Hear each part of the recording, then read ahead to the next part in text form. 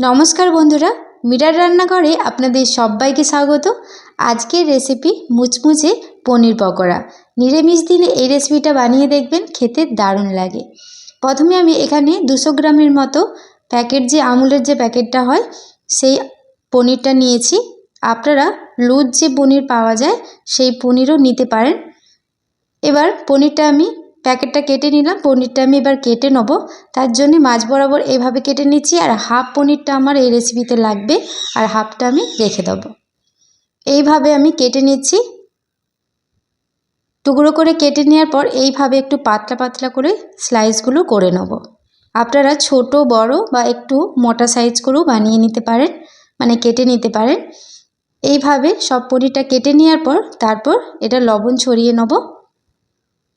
একটা পাত্র নিয়েছি, পাত্রের মধ্যে একটা ব্যাটার বানিয়ে নেব। তার জন্যে এখানে কিছুটা আমি বেসন নিয়েছি। বেসন নিয়েছি আমি হাফ বাটির থেকেও কম।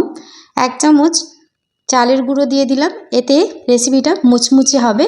আর দিয়ে দিলাম লঙ্কা গুঁড়ো, হলুদ গুঁড়ো, কালো জিরে দিচ্ছি, আর স্বাদ মতো লবণ দিয়ে দেবো।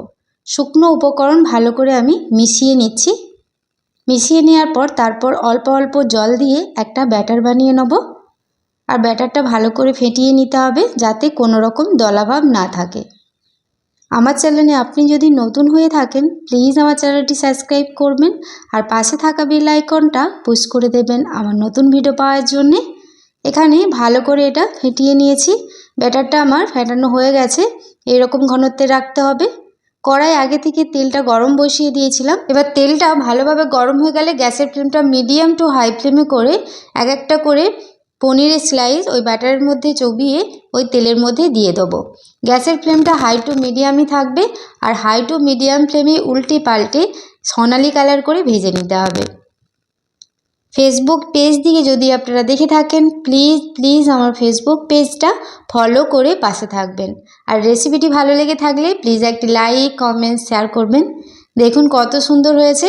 আর এরকম সোনালি কালার করেই ভেজে নিতে হবে, তবেই খেতেও ভালো লাগবে আর বেশ মুচমুচে হয়।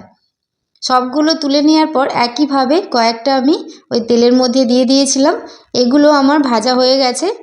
সবগুলো আমি তুলে নিচ্ছি।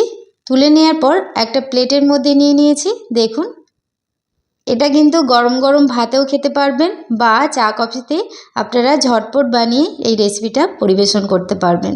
খেতে দারুণ টেস্টি হয়, বেশ মুচমুচে। আজকের এই রেসিপিটি আপনাদের কেমন লাগলো অবশ্যই কমেন্ট করে জানাবেন। রেসিপিটি ভালো লেগে থাকলে প্লিজ একটি লাইক, কমেন্ট, শেয়ার করবেন। সবাই ভালো থাকবেন, সুস্থ থাকবেন, সাবধানে থাকবেন। ধন্যবাদ।